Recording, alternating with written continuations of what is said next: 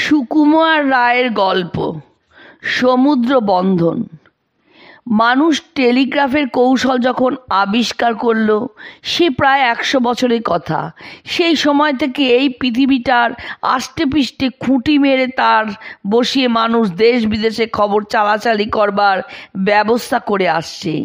তারের পথ দিয়ে দিয়ে বিদ্যুতের খবর চলে, সেই তার মানুষ যেখানে দিয়েই নিতে পেরেছে সেখান দিয়ে খবর চলবার পথ খুলে গিয়েছে। কেবল ডাঙায় নয়, গভীর সমুদ্রের ভিতর দিয়েও হাজার হাজার মাইল তার পৃথিবীর এপার ওপার জুড়ে ফেলেছে।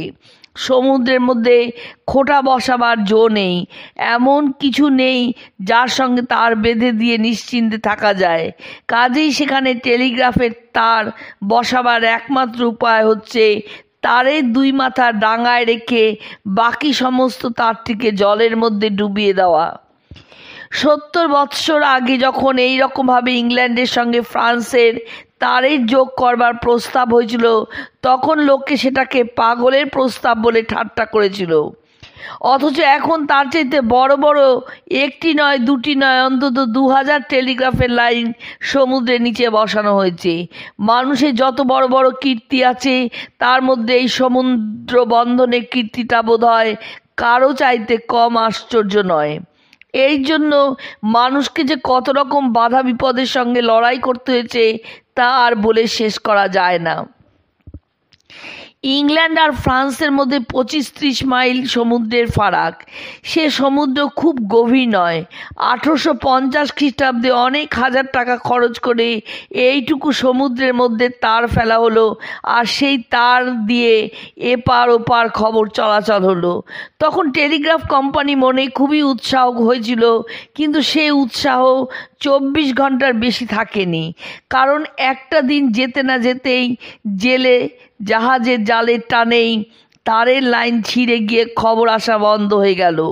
পরের বছর আবার 2 লক্ষ টাকা খরচ করে অনেক কষ্টে আরও মোটা আর মজবুত তার বানিয়ে নতুন লাইন বসানো হলো।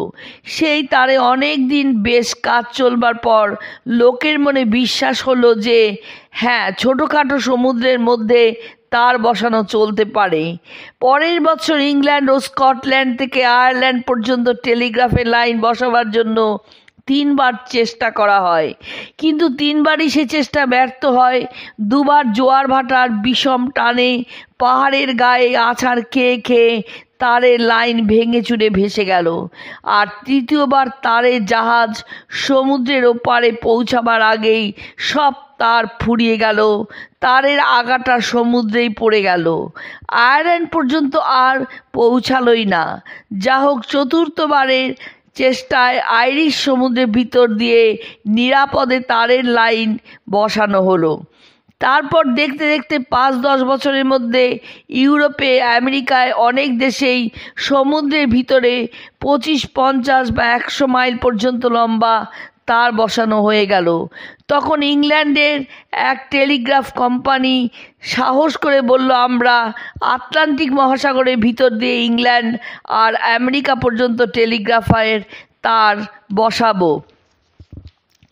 লোকে বলল, সে কি কথা? আটলান্টিকের ওপার যে 2000 মাইল দূর, সেখানকার সমুদ্রে যে 3 মাইল গভীর, সমুদ্রের নিচটা উঁচু নিচু পাহাড়ের মতো, তাতেই যে 1000 মাইল তার খেয়ে যাবে। অসম্ভব লম্বা তার, অসম্ভব রকম ভারী, করাতে অসম্ভব খরচ, সবই অসম্ভব। কিন্তু টেলিগ্রাফ কোম্পানির যারা পান্ডা, তারা কোমর বেঁধে বসলেন অসম্ভবকে সম্ভব করতে হবে। কোম্পানির মূলধন হলো 50 লক্ষ টাকা। 21,000 মাইল লম্বা তামার তারকে দড়ির মতন পাকিয়ে পাকিয়ে তার উপর আঙ্গুলের মতো পুরু করে রবারের প্রলেপ দিয়ে তার উপর 3.5 লক্ষ মাইল লোহার তার পেঁচিয়ে টেলিগ্রাফের লাইন তৈরি হলো। এই সমস্ত তার যদি একটানা সোজা করে বসানো হতো, তাহলে পৃথিবীটাকে প্রায় 14 বার পাক দিয়ে বেঁধে ফেলা যেত, কিংবা এখান থেকে চাঁদ পর্যন্ত পৌঁছানো যেত। লাইনের ভিতরকার তামার তারটুকু দিয়েই বিদ্যুৎ চলে। রবারের কাজ কেবল বিদ্যুৎটাকে তারের মধ্যে আটকে রাখা, লোহার প্যাঁচালো তারটুকু হলো বর্ম। ওটা থাকলে পাহাড়ের ঘষায়, স্রোতের ধাক্কায়, জলজন্তুর উৎপাতে দুদিনে তার নষ্ট হয়ে যায়। গভীর জলে লাইন বসাতে গিয়ে আপনার ভারে তার আপনি ছিঁড়ে যায়। সমস্ত লাইনটির ওজন হলো 70,000 মণ। 1857 খ্রিস্টাব্দের ফেব্রুয়ারি মাসে 2 জাহাজে বোঝাই তার আমেরিকার দিকে রওনা হলো। তারের এক মাথা আয়ারল্যান্ডের তীরের উপর রেখে কোম্পানি জাহাজ পশ্চিমমুখে তার ফেলতে ফেলতে চলল। বড় বড় চৌবাচ্চার মধ্যে তারের কুণ্ডলী জড়ানো রয়েছে। ক্রমাগত ঘষায় ঘষায় তারের লাইন গরম হয়ে ওঠে, তাই চৌবাচ্চায় জল ভরে রাখতে হয়। জাহাজের উপর ব্রেক বসানো, তাতে তারটাকে ওজন মতো টেনে ধরে পাছে হুড়ুড় করে সব তার বেরিয়ে যায়। জাহাজ যদি ঘন্টায় 5 মাইল যায়, তাহলে সমুদ্রের উঁচু নিচু হিসাব বুঝে ঘন্টায় 6 মাইল কি 7 মাইল তার ছাড়তে হয়।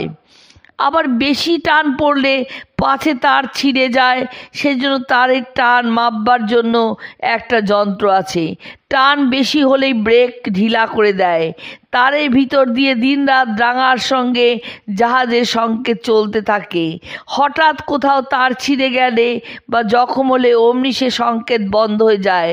তাহলেই জাহাজের লোকেরা বুঝতে পারে কোথাও কিছু গোলমাল হয়েছে। তখন আবার তার গুটিয়ে গুটিয়ে সেই জখম জায়গা পর্যন্ত ফিরে গিয়ে নষ্ট লাইন মেরামত করতে হয়। এমনই সমস্ত আয়োজন করে কোম্পানির জাহাজ রওনা হলো, কিন্তু 5 মাইল যেতে না যেতেই হঠাৎ কোথায় টান লেগে তারের লাইন ছিঁড়ে গেল। তখন ফিরে এসে তীরের দিকে থেকে সমস্ত তারটিকে টেনে টেনে তার ভাঙা মুখ বার করে তার সঙ্গে নতুন তার জুড়ে জাহাজ আবার পশ্চিমতে চলল।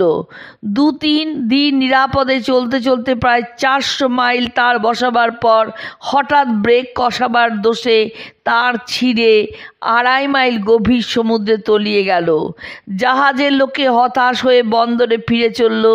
কোম্পানি 3.5 লক্ষ টাকার মাল সমুদ্রের নিচেই পড়ে রইল। পরের বছর আবার নতুন করে চেষ্টা আরম্ভ হলো। এবার স্থির হলো এই যে সমুদ্রের মাঝখানে 2000 তারের মুখ একত্র করে তারপরে 2 জাহাজ 2 দিকে তার বসিয়ে চলবে।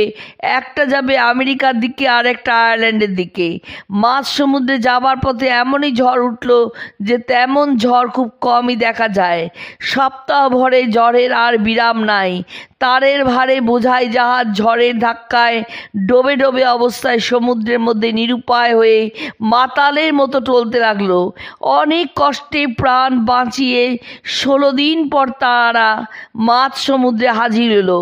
তারপর এর লাইন ওর লাইনে জুড়ে দিয়ে তারা দুজনেই দুমুখে চলল।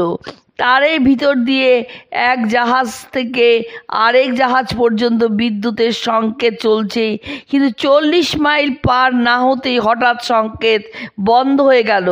এক জাহাজ থেকে আরেক জাহাজের কোনো সাড়াই পাওয়া যায় না। আবার 2 জাহাজ মুখোমুখি হয়ে তারের সঙ্গে তার জুড়ে 2 দিকে ছুটল। এবার দৌড় 100 মাইল। তারপরে আর সারা শব্দ নাই। আবার কোথায় লাইন ফেসে গেছে। আরম্ভের 2 বার ব্যাঘাত পেয়ে আর নানা রকমের নাকাল হয়ে জাহাজ আবার নিরাশ হয়ে ফিরে এলো। লাভের মধ্যে কোম্পানিকা মাল দরিয়ামে ঢাল। এইবার কোম্পানি উৎসাহ প্রায় নিভে এসেছিল।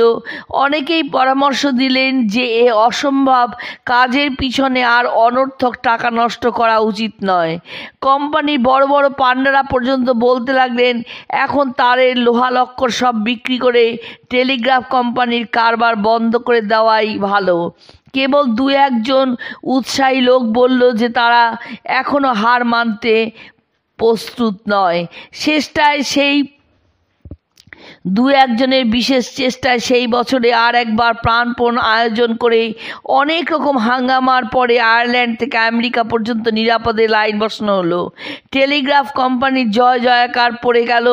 তখন এদেশের সিপাহী বিদ্রোহ সবেমাত্র শেষ হয়েছে, কিন্তু সে খবর তখনও আমেরিকায় পৌঁছায়নি। বিদ্রোহের জন্য কানাডা থেকে 2 দল ইংরেজ সৈন্য এদেশে আসবার জন্য প্রস্তুত হয়েছিল। তারের লাইন বসানো হতেই ইংল্যান্ড থেকে খবর এলো সৈন্য পাঠাবার দরকার নাই। ওই খবর যদি না যেত তাহলে মিছামিছি সৈন্য পাঠিয়ে গভর্নমেন্টের অন্তত 7 লক্ষ টাকা খামোকা বাজে খরচ হয়ে যেত। এই কথাটা প্রচার হওয়াতে টেলিগ্রাফ কোম্পানির খুব বিজ্ঞাপন হয়ে গেল।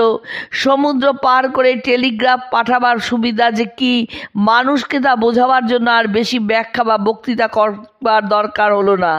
তুমুল উৎসাহে টেলিগ্রাফ কোম্পানি ব্যবসা আরম্ভ হলো। কিন্তু হায়, কয়েক সপ্তাহ যেতে না যেতেই টেলিগ্রাফের সারা ক্ষীণ হতে থাকতে একদিন একেবারেই সব বন্ধ হয়ে গেল। এপারে বিদ্যুৎ আর ওপারে পৌঁছায় না। এত স্বাদের টেলিগ্রাফ লাইন, তার কি না এই অকাল মৃত্যু? 3 মাসও তার আয়ু হলো না। পণ্ডিতেরা পরীক্ষা করে বললেন তারের মধ্যে যে বিদ্যুৎ চালানো হয়েছে সেই বিদ্যুতের তেজ খুব বেশি হওয়াতে এই দুর্ঘটনা ঘটেছে। তারপর 7 বৎসর গেল আবার নতুন করে লাইন বসানোর আয়োজন করতে।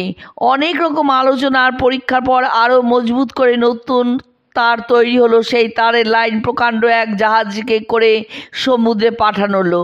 জাহাজ 44 মাইল সমুদ্র পার হতেই বোঝা গেল তারের কোথাও গলদ রয়ে গেল।